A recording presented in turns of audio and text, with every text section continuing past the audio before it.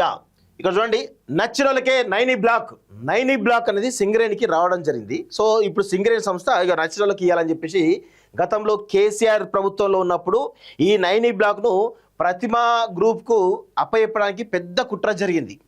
So దాని గురించి ఒకసారి డీటెయిల్గా మనం మాట్లాడేటువంటి ప్రయత్నం చేద్దాం. సో 25 ఏళ్ల కాలానికి ఓబీ తొలగింపు, బొగ్గు ఉత్పత్తి రవాణా కోసం టెండర్ వేసే సంస్థలు గనిని సందర్శించాలని సింగరేణి సంస్థ నుంచి ఆ మేరకు ధృవీకరణ పత్రం తీసుకోవాలని అసాధారణ నిబంధన. బ్లాక్ను సందర్శించినటువంటి 16కు పైగా సంస్థలు ఇంకా ఎవరికి అందని సర్టిఫికేట్, ఆఖరి నిమిషంలో కావాల్సిన సంస్థకు సర్టిఫికేట్ ఇచ్చి బ్లాక్ కేటాయించేటువంటి ప్లాన్. అదానిని ముందు పెట్టి ప్రతిమా శ్రీనివాస్కు కట్టబెట్టేందుకు గతంలో కేసీఆర్ హయాంలో ప్రయత్నాలు జరిగాయట. అప్పట్లో ఢిల్లీ దాకా వెళ్ళి ఆ ప్రయత్నాలు అడ్డుకున్న కోమటిరెడ్డి వెంకటరెడ్డి అంటూ చూస్తున్నాం. ఇప్పుడు అంటే ఇండైరెక్ట్ ఏంది, కోమటిరెడ్డి వెంకటరెడ్డికే ఈ నైనీ బ్లాక్ అప్పచెప్తారా అనేటువంటి అనుమానాలు కూడా బలంగా కలుగుతున్నాయి. సో కోల్ లింకేజ్లో భాగంగా ఒడిశాలోని అంగుల్ జిల్లా కరుల్బహల్లో దక్కిన నైనీ బ్లాక్ను నచ్చిన వారు కట్టబెట్టేందుకు సింగరేణి రంగం సిద్ధం చేసుకుందా? కొందరు పెద్దలు ఈపాటికే దాన్ని ఎవరికి కట్టబెట్టాలో ఒక నిర్ణయానికి వచ్చి ఈ మేరకు నిబంధనలు రూపొందించి 1000 కోట్ల విలువైనటువంటి కాంట్రాక్ట్ను అప్పగించాలని నిర్ణయం తీసుకున్నారా? అంటే ఈ టెండర్కు కేటాయించడానికి పెట్టిన నిబంధనలు చూస్తే ఈ ప్రశ్నలకు అవుననే సమాధానమే వస్తోంది. సో తమకు కావాల్సిన వారికి ఈ బ్లాక్ను కట్టబెట్టే వ్యూహంలో భాగంగానే టెండర్ వేసే సంస్థ విధిగా బొగ్గు బ్లాక్ను సందర్శించాలంటూ చూస్తాను. సో ఇక్కడ సింగరేణి సంస్థ నిర్వహిస్తున్నటువంటి ఈ నైనీ బ్లాక్ను ప్రైవేటు వ్యక్తులకు అప్పచెప్పడానికి సింగరేణి సంస్థ సిద్ధమైంది. సో ఇప్పుడు పొలిటికల్గా అధికార పార్టీలో ఉన్నటువంటి ఎవరైతే అనుకుంటారో ఆ నైనీ బ్లాక్ పొందాలని చెప్పేసి వారికే దక్కేటువంటి అవకాశం అయితే ఉంటుంది తప్ప వేరే అవకాశం లేదు.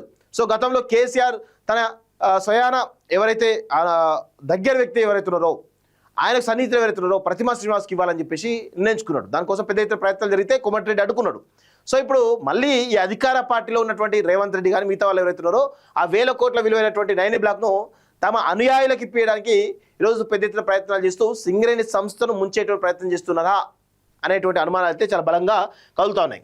సో టెండర్ వేసే సంస్థ విధిగా బొగ్గు బ్లాక్ను సందర్శించాలి, ఆ సంస్థ సందర్శించినట్లు సింగరేణి సర్టిఫికేట్ ఇవ్వాలి అనే అసాధారణ నిబంధన పెట్టినట్టు అనుమానాలు వ్యక్తమవుతున్నాయి.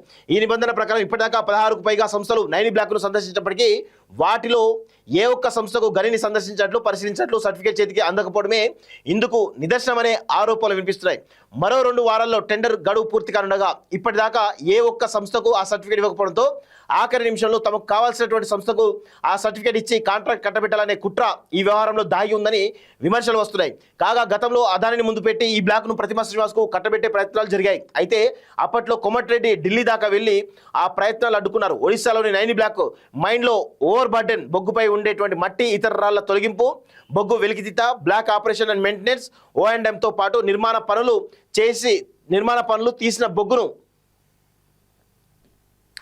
తొలి విడతలో కోల్ హ్యాండ్లింగ్ ప్లాంట్, మలి విడతలో 3వ CHPకి బొగ్గును తరలించే పనులు 25 ఏళ్ల కాలానికి అప్పగించడానికి 1600 కోట్లతో సింగరేణి టెండర్ నోటిఫికేషన్ ఇచ్చింది. టెండర్ దాఖలకు తుది గడువు జనవరి 29. సాధారణంగా బొగ్గు బ్లాక్ సమగ్ర నిర్వహణ పనులు ఎవరికైనా అప్పగించాలంటే భారీ గల్ల నిర్వహణలో అనుభవం, ఓవర్ బర్డెన్ తీసిన అనుభవం, బొగ్గు తరలింపు సామర్థ్యం, సాంకేతిక ఆర్థిక సామర్థ్యాలు ప్రామాణికంగా తీసుకుంటారు అంటూ చూస్తా ఉన్నాం. సో ఏడాది పాటే ఇబ్బంది ఉంటుంది, దాని తర్వాత రాచబాటే అంటూ ఇక పెద్ద ఎత్తున ఎంత దోసుకుంటే అంత.